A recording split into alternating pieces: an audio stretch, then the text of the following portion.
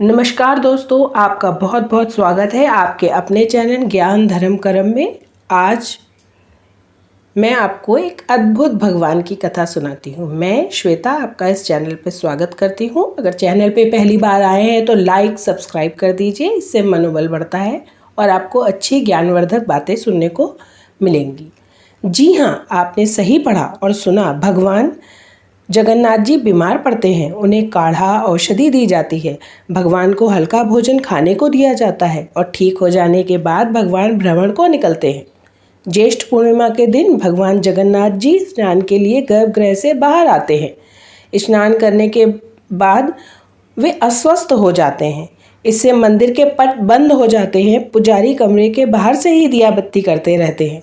भगवान पूर्ण विश्राम करके जल्द स्वस्थ हो सके, इसलिए उन्हें सिंहासन पर भी विराजमान नहीं कराया जाता है, अपितु वे पलंग पर ही विश्राम करते रहते हैं। हल्के वस्त्र पहनाए जाते हैं, औषधि वाला काढ़ा दिया जाता है। इन 15 दिनों तक जगन्नाथ जी की विश्व प्रसिद्ध रसोई बंद रहती है। भगवान को काढ़े का ही भोग लगाया जाता है। भगवान को नित्य प्रतिदिन लगने वाला उनका सर्वप्रिय 56 भोग भी इन 15 दिनों तक नहीं परोसा जाता है। भगवान के अस्वस्थ होने के पीछे कुछ इस प्रकार की कथा है। कहते हैं, जगन्नाथपुरी में भगवान जगन्नाथ जी के अनन्य भक्त माधव दास जी रहा करते थे, जो प्रतिदिन भगवान का स्मरण व भजन करने में ही अपना जीवन व्यतीत करते थे। वह भगवान के अनन्य भक्त थे। माधवदास जी अकेले ही रहते थे। एक बार माधवदास जी अस्वस्थ हो गए, इतने अस्वस्थ कि उठना बैठना कठिन हो गया। अत्यंत कमज़ोर हो गए, शरीर जीर्ण हो गया, बिस्तर पर लग गए। मिलने वालों ने कहा, माधवदास जी, अगर कोई रिश्तेदार हो तो उसे सेवा के लिए बुलवा लीजिए। तब माधवदास जी बोले, जगन्नाथ जी हैं ना, वही देखेंगे। और हमेशा यही कहते रहते। देखते ही देखते वे इतने अस्वस्थ हो गए कि चलना फिरना मुश्किल हो गया, बिस्तर पर लग गए। मलमूत्र का भी वेग पता ही न चलता, वस्त्रों पे ही मलमूत्र छूटने लगा। अत्यंत दयनीय अवस्था पे बिस्तर पे लग गए और लेकिन भगवान का स्मरण करते रहे। बेसुध हो गए, कुछ भी होश ना रहा। अब हमारे भक्त वत्सल भगवान जगन्नाथ जी से देखा नहीं गया। बोलिए भक्त वत्सल भगवान जगन्नाथ की जय। उन्होंने माधवदास की खूब सेवा करी, उन्हें स्वच्छ किया, औषधि दी, उठाया बैठाया, वस्त्रों को साफ किया। अब माधवदास जी को जब थोड़ा होश आया तो भगवान जगन्नाथ जी को देखकर वे बोले, अरे भगवान, आप स्वयं आ गए। आप ही थे जिन्होंने मेरी इतनी सेवा करी, मेरा मलमूत्र साफ किया।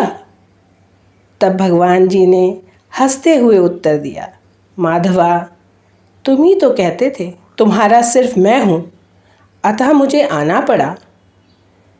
वो देखिए, भगवान को जब भी भक्त बुलाता है, भगवान जब भी उसको ऐसे समय पर पाते हैं जब वो अकेला खड़ा होता है, भगवान दौड़े हुए आते हैं। माधवदास जी बोले, प्रभु, आप चाहते तो मुझे स्वस्थ भी कर सकते थे। तब भगवान जगन्नाथ जी बोले, ये अस्वस्थ होना तुम्हारा प्रारब्ध है, इसे तुम्हें भोगना ही था। अगर तुम इसे नहीं भोगोगे तो इसे ही भोगने के लिए, अपने इस प्रारब्ध को पूर्ण करने के लिए तुम्हें बार बार जन्म लेना होगा। अभी तो 15 दिन ही हुए हैं, तुम्हें 15 दिन के कष्ट और भोगने हैं, परंतु तुम्हारी जो दशा है उसके कारण तुम और 15 दिन का कष्ट नहीं उठा सकते। अतः तुम्हारे इन 15 दिनों का कष्ट मैं लेता हूँ। इन 15 दिनों के कष्ट में मैं तुम्हारा पूरा करूँगा। तभी से भगवान जगन्नाथ जी 15 दिनों के लिए बीमार होने लगे। ये तो भक्तों का स्नेह है, प्रेम है, आस्था है और भक्ति की क्या पराकाष्ठा है। भला जगत के पालनहार भी अस्वस्थ हो सकते हैं, परंतु हम भक्त भी भगवान को हमेशा अपने बीच रहने वाले बंधु बांधवों जैसा ही व्यवहार करते हैं। भगवान अस्वस्थ होते हैं, उन्हें बीमारों जैसा ही भोजन व औषधि देते हैं, विश्राम करवाते हैं। बोलिए भक्त वत्सल जगन्नाथ भगवान की जय। बोलो भगवान की जय। बोलो जगन्नाथ भगवान जी की जय। देखिए, आज की कथा तो यहीं संपूर्ण हुई। अब अगली बार मैं आपको जगन्नाथ रथ यात्रा की भी विषय में बताऊंगी। अतः आपसे उस विनम्र निवेदन है कि उस वीडियो का भी इंतज़ार करें और वीडियो को लाइक और सब्सक्राइब कर दें ताकि आपको इस तरह की जानकारियाँ मिलती रहें। बोलिए जगन्नाथ भगवान की जय।